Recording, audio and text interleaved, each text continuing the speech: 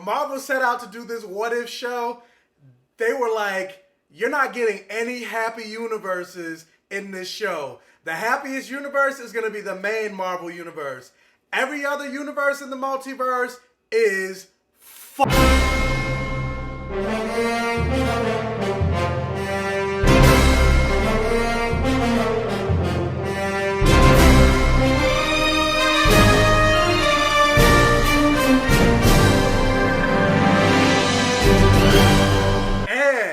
welcome to my safe haven, everybody. Thank you for joining me for another episode and review here on the Black Gay Comic Geek channel. But really quick, I just wanted to say thank you to all of those that have hit me up on like Instagram, TikTok, Facebook to send, or even here on YouTube on my other video, sending me happy birthday messages and things like that. And then also a special shout out to Tybee TB Fitzhugh.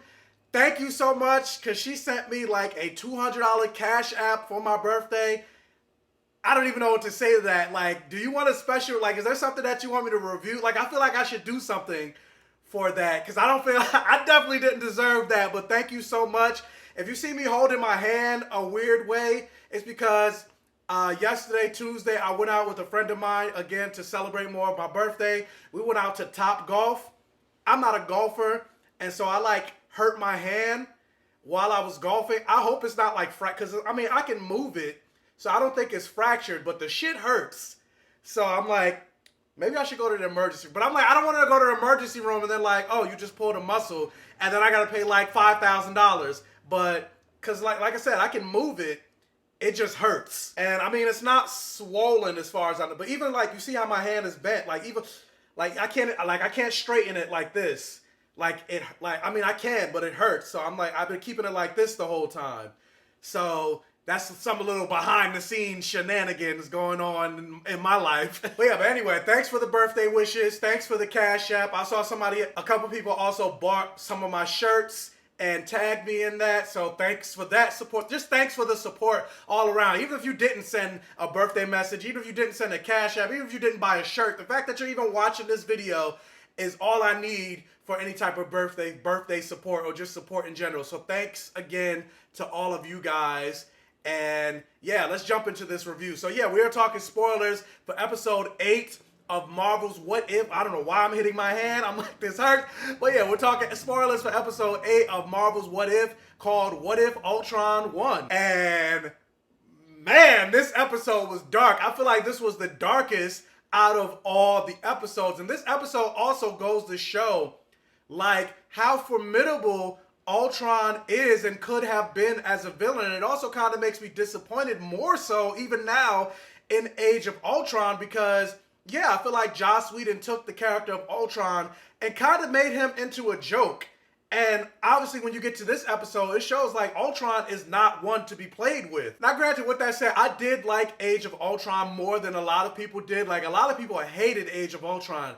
I didn't hate Age of Ultron. I enjoyed it, but it definitely could have been better. And Ultron could have been a more formidable villain. And Age of Ultron should have been a much darker movie. Like you think about the very first trailer of Age of Ultron and the sinister "There Are No Strings on Me" songs that played during that movie. Like you thought it was going to be a gritty movie, and then you get to the movie, it was like a lot of it was played for laughs. Even Ultron himself, he's dropping like witty puns and everything like that. You're just like, no, this is the Ultron that we should have got in that movie. And yeah, Ultron was, he was formidable as hell in this episode. And so what made this universe different than the main Marvel universe is we saw that when Ultron created the body of Vision to insert himself into the body, in the main universe, they ended up stopping him. But in this universe, Ultron was able to insert himself into the body of Vision. And then also it goes to show, this episode specifically goes to show, and not to say other episodes haven't shown it, but this episode shows just how powerful and formidable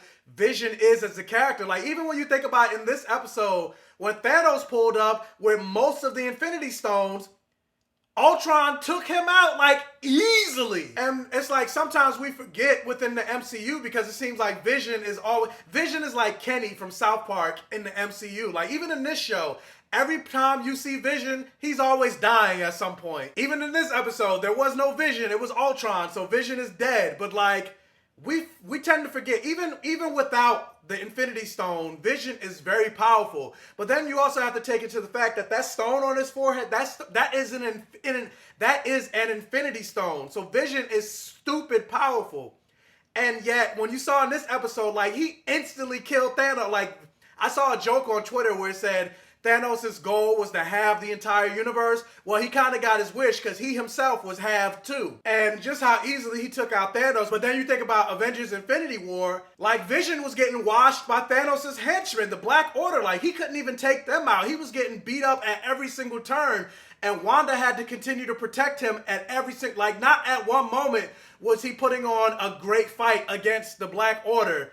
But then you get to this moment, like, he took out the big dog himself, Thanos, in the blink of an eye. Not just Thanos by himself, but Thanos with the gauntlet. And then it just also brings up another point where I was just like, even when Doctor Strange was like, oh, I viewed like millions of different scenarios and there's only one where we could have won. And I'm like, there's many ways that the Avengers could have taken out Thanos and prevented the entire Infinity Saga from happening. Like, there was a moment in Avengers Infinity War where Wong ended up cutting off the arm of one of Thanos' henchmen by closing a sling ring on him.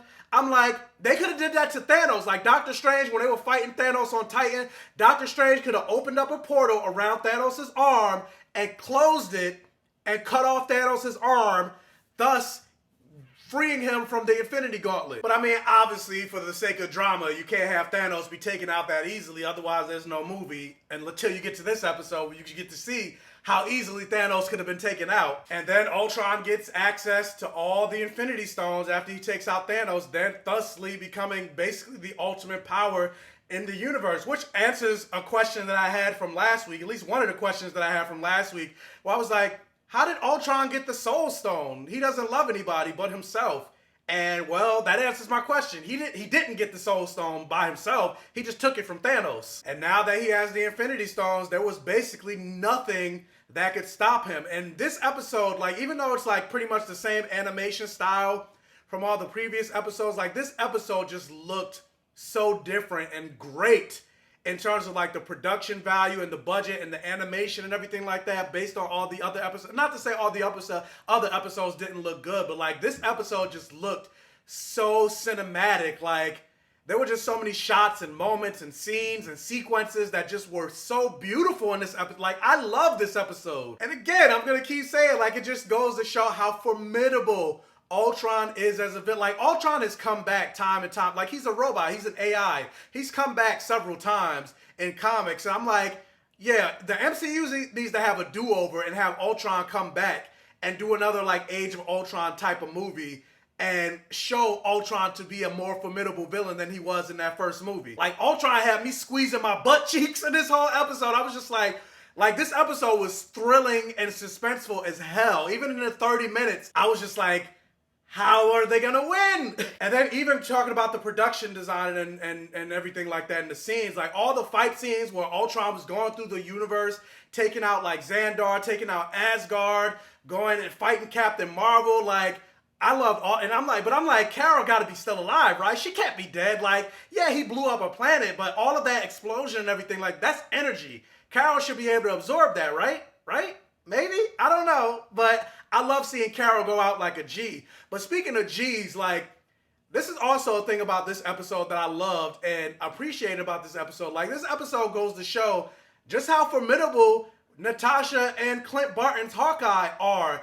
And specifically Hawkeye, because in the MCU, they haven't really done anything with Clint Barton's Hawkeye. That's why a lot of people don't really care for his character, because essentially, he's just been a useless character throughout the majority of the MCU. And a lot of people love Natasha over him, even though, like, essentially, in terms of, like, capabilities, she and him can do basically the same thing. Obviously, she's better than him because she's beaten him several times, but, like, they're not that far apart in terms of abilities, but people love Natasha over Clint.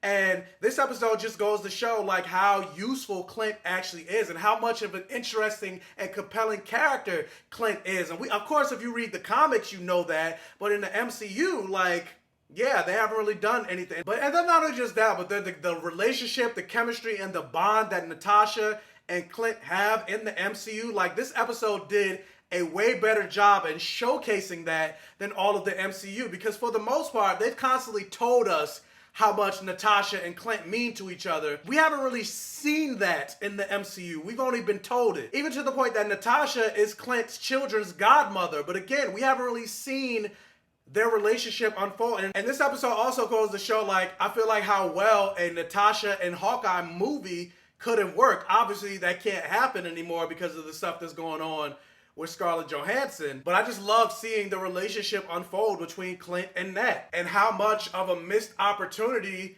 there was in the MCU to develop their relationship before the unfortunate passing of Black Widow. And this episode also did the reverse of what happened in Infinity War, where instead of Natasha giving her life for Clint and allowing him to continue on, this time Clint gave his life for Natasha.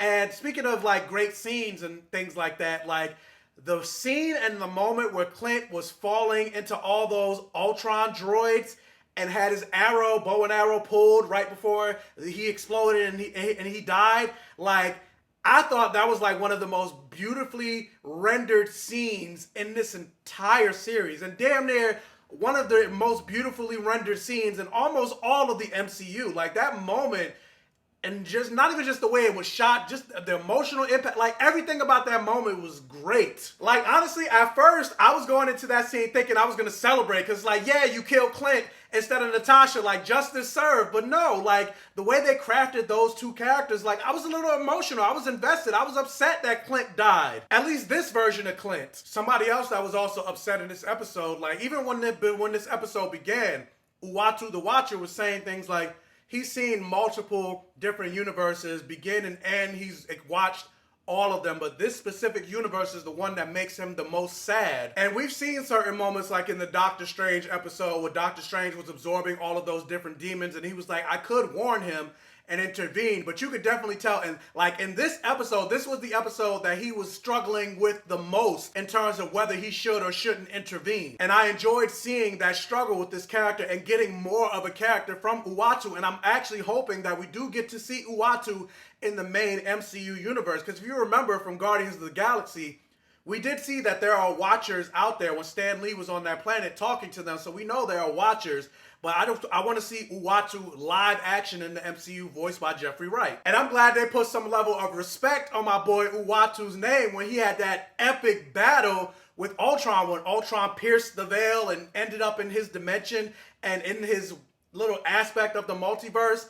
And you saw them putting hands on each other. Like, Uatu is not one to be played. Like, Uatu is strong enough, and in the comics has gone to blows with Galactus. Like, Uatu is powerful as hell. And even that moment where it seemed like Ultron was winning and Uatu came back and he was like, you have no idea how powerful my will is, and he came back and giving him the hands, I was like, yes, Uatu. Like, I loved, like, that was like one of the best fight scenes in this entire series, and then also one of the best fight scenes in the MCU period. Like, I love that fight. Like, I'm gonna go back and watch that fight scene after I'm even done recording this. But of course, you can't have Uatu win, otherwise there's no drama. So Ultron ends up defeating Uatu, so Uatu flees. And where does he go? He goes back to the super Doctor Strange, the super supreme sorcerer, and he requests Doctor Strange's help. And so obviously, if you remember from the trailer of the Marvel's What If, you saw T'Challa, Star-Lord, Captain Carter, Doctor Strange, etc. So I'm going to assume Uatu is going to go through the multiverse, picking all these different characters to take out Infinity Gauntlet Ultron. And it's going to take these last 2 episodes for that to come to a conclusion. And I'm here for all, like, again, out of all the episodes so far that have played on Marvel's What If, episode 8 is my #1. I love this episode. Now, with that said, even though I love this episode, I will say one question, because you know I gotta have my questions. One question that I did have while watching this episode is, they did say that this show is canon to the entire MCU, and this show was a direct result of Loki. Like, when Loki and Sylvie created the multiverse, this show is a direct result of that. They made a big deal in episode 1 of Loki, showcasing that as powerful as the Infinity Stones are, they don't work outside of their respective universe. Just like in the comics, if you have the Infinity Stones in one universe and you go to another universe, they don't work. That's why, like, when Darkseid in one comic got access to the Infinity Stones and he went to the DC universe, they didn't work because he was outside of the universe that they originated. But then you get to this episode, Ultron literally left his universe, but yet he was still the all-powerful Infinity Stone wielding Ultron. So that was the only question that I had watching this. I was like, they made a big deal about this being a thing or not being a thing in Loki, but then you get to this episode and you're seeing like the Infinity Stones still work. Otherwise, Uatu would have destroyed him easily. And honestly, even going with that, talking about Loki, I'm hoping, because they say it's all canon, I'm hoping that this series ends with all the characters and the multiversal Avengers that Uatu assembles. They're still not powerful enough to be able to take out Ultron. And so it ends with Jonathan Majors as Kang the Conqueror showing up, and basically he takes out Ultron because he's like, no, you're not here to conquer the timeline and the universe. That's my job. Or even Joe, and something that I thought about, I was like, this also just goes to show how much Doctor Doom is needed in the MCU, because he would have known about Ultron taking out the multiverses like ages ago. You think Ultron would be able to take out Doctor Doom? Like, Ultron could never. Ultron wishes he could take out Doom. I'm like, give me Doom. Like, Doom would take out anybody. Hashtag Dr. Doom supremacy, my favorite villain in all of comics. But yeah, I'm done. Editing this video is going to be a pain, especially with this hand, but whatever. Anyway, the question is, what did you guys think about episode 8 of Marvel's What If? Where does this rank in terms of your favorite or least favorite episodes? Let me know down. I can't even do that. Let me know down in the comment section below. Also, if you can, if this is one of your first time checking out one of my videos, please check out the other videos on my channel. And if you like what you see, please subscribe for more and hit that bell notification button so you're alerted every single time I post a new video. And tell your friends, families, and neighbors about my channel to help me continue to grow. And you know what I also forgot to say? If you can, please, please, please be sure to hit that thumbs up and that like button. It'll really help with the YouTube algorithm and getting this video and my channel and everything like that out there so I can continue to grow. And as always, I will catch you guys next time. Oh, I just realized I can only snap with one hand, but the magic still works.